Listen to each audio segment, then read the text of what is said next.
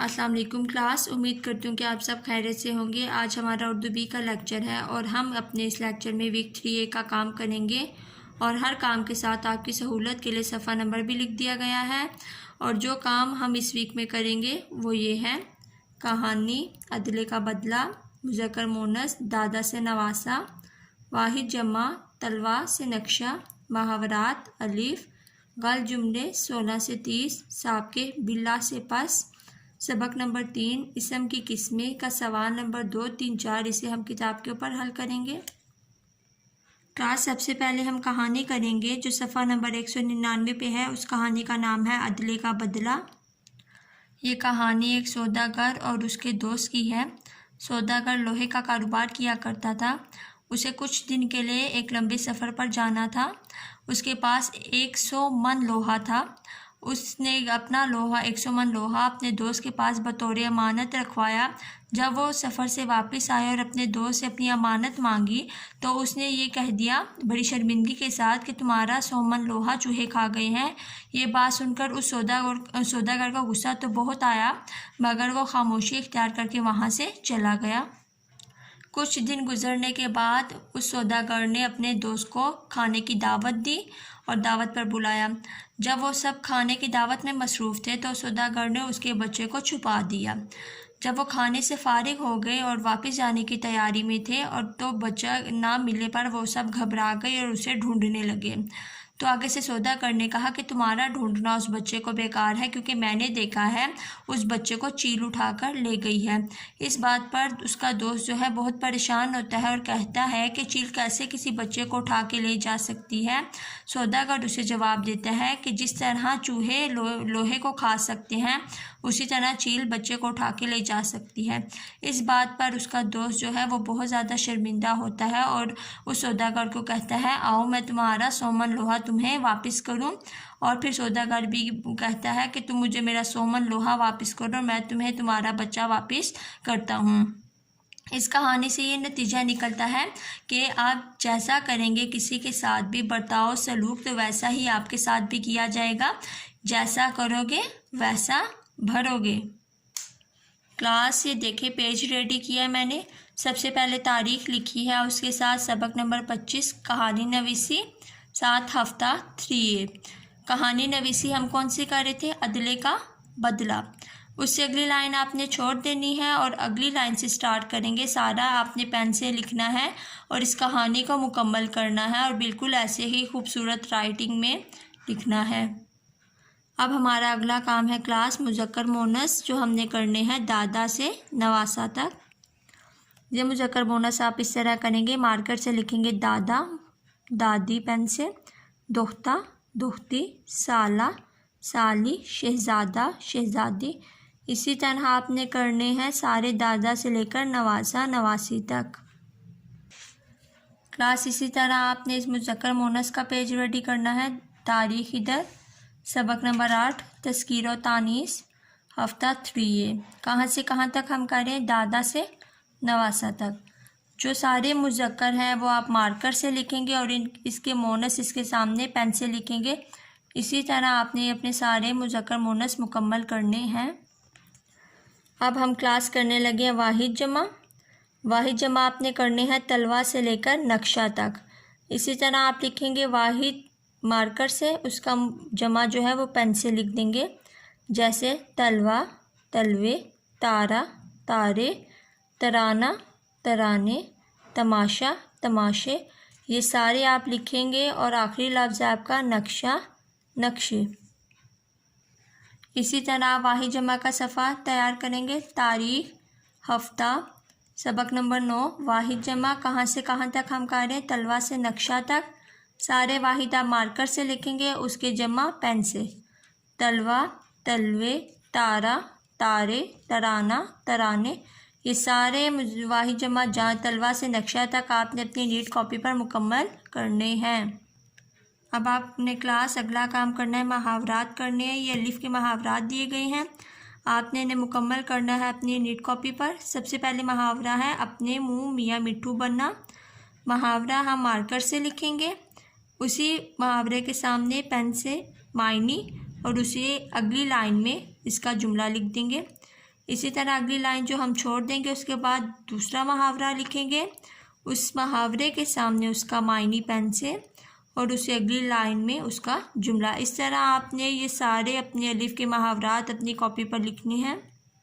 Class इस तरह आपने मुहावरात का पेश तैयार करना है। उसी तरह तारीख और हफ्ता, दरमियान में सबक नंबर 18 मुहावरात और इनका जुमलों में इस्तेमाल। मेरे पास जगह कम थी इसलिए मैंने डॉट डाल दिए। और हम किसके मुहावरात कर रहे हैं? अलिफ के। एक लाइन छोड़ दी, उसके बाद पहला मुहावरा लिखा, अपने मुँह मियाँ मिट्ठू बनना, मार्कर से लिखा, उसके सामने मायनी पेन से, उसे अगली वाली लाइन पे उसके नीचे पेन से उसका जुमला मुकम्मल कर दिया। इसी तरह एक लाइन छोड़ी, उससे आगे मुहावरा लिखा, उसके सामने उसका मायनी और उसके नीचे वाली लाइन पे जुमला उसका मुकम्मल करना है। इस तरह आपने पूरे अपने अलिफ के मुहावरात लिखने हैं। इससे अगला काम आपके गलत जुमले हैं जो आपने 16 से 30 तक करने हैं। 155 सफ़े पर ये 16 से 22 तक हैं। इसी तरह इससे अगले सफ़े पर ये 23 से 30 तक हैं। इन्हें आप गौर से देख लें, फिर इन्हें मैं करने का तरीका आपको बताती हूँ। ये आपने 16 से 30 तक करने हैं गलत जुमले, फिर उन्हें दुरुस्त करके लिखेंगे। ये अगले सफ़े पर है क्लास 23 से 30 तक, ये भी गलत जुमले हैं और दुरुस्त जुमले हैं। इन्हें आपने लिखना है मुकम्मल, आप 16 से 30 तक लिखेंगे। क्लास गलत जुमलों का सफ़ा आप इस तरह तैयार करेंगे। हम गलत जुमले कितने करने हैं? 16 से 30 तक।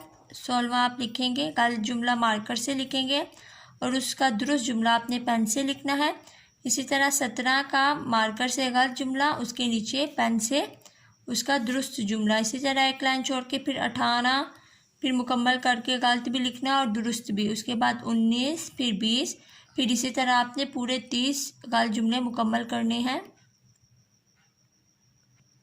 अब हमारा अगला काम है साबके और इससे बनने वाले अल्फाज हैं। हमने ये करने हैं बिल्ला से लेके पस तक करने हैं और इन्हें करने का तरीका मैं आपको बता दूं। जिस तरह आप उर्दू में अल्फाज जुमले करते हैं उसी तरह इन्हें किया जाएगा। साबका जो है वो आप लिखेंगे मार्कर से और उसके अगली लाइन पे जुमले की तरह उसके जो अल्फाज बनेंगे साबके से वो आप पेन से लिखेंगे। ये देखिए क्लास, कुछ इस तरह से आप पेज रेडी करेंगे। ऊपर सबक नंबर 17 साबके और लाहके, नीचे हम क्या काम कर रहे हैं? साबके कर रहे थे बिल्ला से पस तक। इसी तरह मार्कर से मैंने लिखा बिल्ला, उसके नीचे जुमले की तरह के से अल्फाज बनाने हैं, जैसे बिला नागा, बिला इजाज़त, बिला वजह, बिला इम्तियाज़।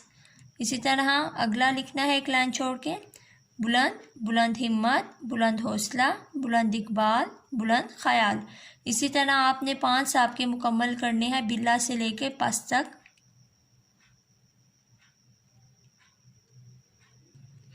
क्लास जैसा कि मैंने आपको बताया था कि सबक नंबर 3 इस्म की किस्में का सवाल नंबर 2, 3, 4 आप किताब के ऊपर हल करेंगे। सबसे पहले सवाल नंबर 2 देख लेते हैं। इसमें जामिद, इसमें मस्दर और इसमें मश्तक अलग अलग करके लिखें। इसमें जामिद वो इस्म है जो ना तो ख़ुद किसी इस्म से बनता है और ना ही इससे कोई और इस्म बनता है, जैसे दरिया, केला, चाय, बादल, बारिश वगैरह। इसमें मस्दर क्या होता है? इसमें मस्दर वो इस्म है जो ना खुद किसी इस्म से बना हो, यानी ख़ुद वो किसी इस्म से नहीं बनता लेकिन इससे कई और अल्फाज बन सकते हों, इसे इसमें मस्दर कहते हैं। जैसे जाना, खाना, सोना, जागना, ये सब क्या है? इसमें मस्दर। लेकिन इस बात को जहन में रखिए कि इसमें मस्दर से बनने वाले लफ्ज़ के आखिर में हमेशा ना का इस्तेमाल किया जाता है। इसके बाद इसमें मश्तक। इसमें मश्तक वो इस्म है जो किसी मस्दर से मिलकर बनता हो, जैसे मुस्कुराहट जो मुस्कुराना से बना है, इसी तरह थकावट जो थकना से बना है। अब हमें कुछ अल्फाज दिए गए हैं, इनकी निशानदेही करते हैं, बताते हैं कि इसमें मस्दर, मश्तक और जामिद कौन कौन से लफ्ज़ हैं।